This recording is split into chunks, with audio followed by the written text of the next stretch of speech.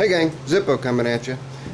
This one's entitled What to Look For When You're Out in the Market for a Vintage Simplicity or Allis Chamlers Garden Tractor. There's a few things that you need to look at, and I've had a number of people ask me their opinion of a particular tractor. You know, by looking at it, yeah, okay, looks good, but you've got to check this, that, this. I'm going to try to cover that within my 10-minute allotted time. First off, and to me most importantly, because it's a very expensive part to rebuild, is the bevel gear box. You want to make sure your bevel gear box is in good shape. The way to do this is pretty simple. Now, if you look where I've got the flashlight and my pointer, right down in here, that is the drive shaft coupler. That is attached here, and it is in direct relationship to this cross shaft. So when you turn this cross shaft, this moves.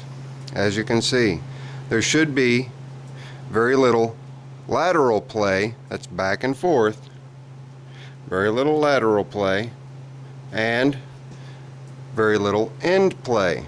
You hold one shaft still, rotate the other. Now this is in a perfect situation where you're just buying a bevel gear box. That's how you'll check it. Also, you don't want any end play on the shaft going in and out. Now my fingers are moving, the shaft is not. This is a rebuilt bevel gear box, and all I really had to do is just re-shim the gearbox to get the gears to mesh correctly, and the gears were fine. I got lucky. Otherwise, you're going to be out some change. I'll show you what a bad bevel gearbox is going to act like, and it's simple to check while it's on the tractor.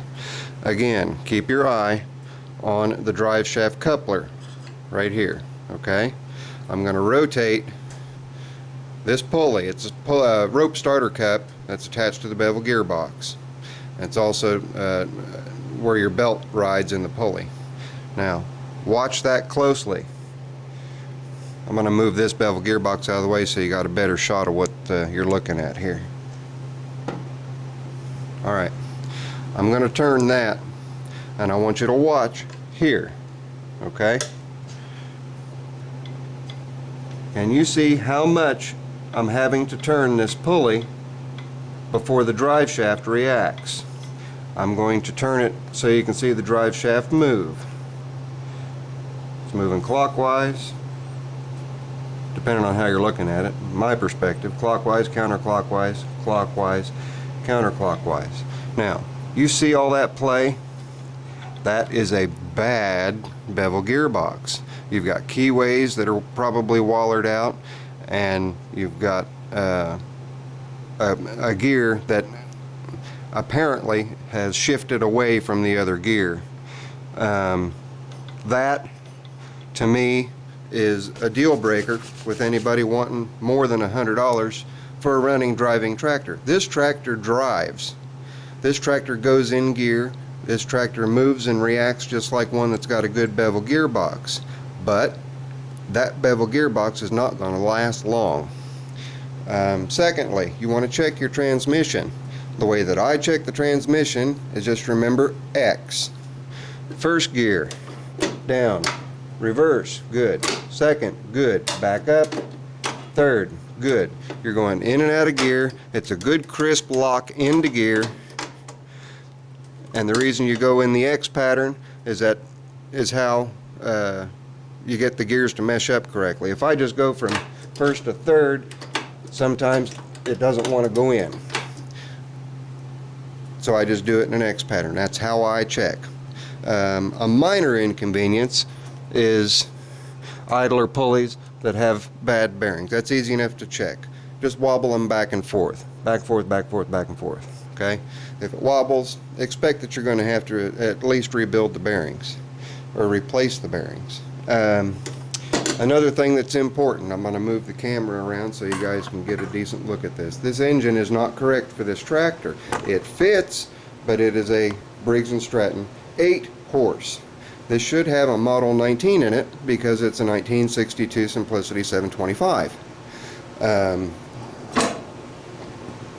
And the way that you tell between the two, I'm going to show you that real quick here.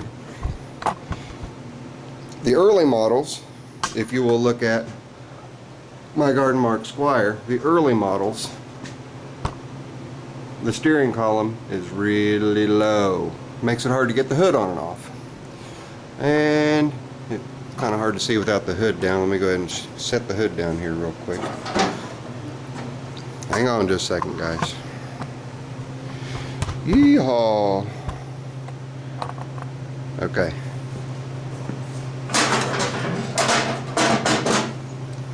Now, you see the distance here? We've got probably a good 3.5 inches between the steering column and the hood.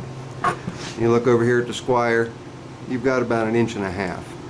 That's an early model and a late model. The Squire is 57 to 60, 61, I think at the latest. I believe 62 was when they transitioned from the short to the tall. I'm not exactly positive. So anyway, somebody will say, hey, I've got a beautiful 1957 Simplicity Wonder Boy 725. They don't exist. 1957, they were called a Simplicity Wonder Boy. Well, they also came out with the single rear engine rider, with a little rear engine rider, also named the Wonder Boy. To avoid confusion, they went to a number system. It was first the 700. I've never seen a short steering column B1. Not to say they don't exist. I've just not ever seen one. So that tells me that the Allis-Chalmers version of the 700 didn't come out until after a couple years of production. Something else that you want to look for very closely. Now, with these old guys, it's not that big of a deal because it's got a hood that covers it. But in the newer models, you see how clean the bottom of that gas tank is? No rust, no sediment, no nothing. That is opportune. Now, on the older models, or excuse me, the newer models, later models, like this 64 Allis-Chalmers B10, you see the hole in the hood? That lets water get into the tank. And these tanks on 64 up until they started with what is it, the 3400 series, I think they are. Maybe they still had a hole in the hood then? I don't remember. Anyway, watch that plastic tank so you didn't have to worry about it. Watch your tanks. If there's rust or sediment in the bottom of the tank, it's going to be a bad tank. They're also expensive to replace even if you're purchasing one off of eBay. Something else, coming around to the other side of the tractor here, on these earlier models, you didn't have, let me get back out here. On the earlier models, you did not have a voltage regulator, most generally. This Squire right here just happened to have one. Also has what appears to be a factory cut hole, unless someone spent an awful lot of time making it look nice for the gas tank. And it's also got a T on the gas cap, which is kind of interesting. Anyway, back to the point at hand since I'm running out of time here. Your starter generator. It's important to make sure your starter generator is charging. It's very easy to check. Above the starter generator or in the general proximity of the starter generator, you're going to find a regulator. The regulator, the farthest post to the left as you're facing the starter generator or facing the regulator, all the way to the left. That's your accessory pin. Get a light bulb and a socket, a 12 volt. Put a light on it. Start the engine. Watch the color of the light. If it dims and brightens and dims and brightens with throttle response, you've got a good starter generator and a good regulator. If you get no response, you've just got a steady light, chances are either your regulator's bad or your starter generator needs some attention. In either case, it's repairable, but it's not cheap. Last one I had rebuilt before I started figuring them out on my own was $158.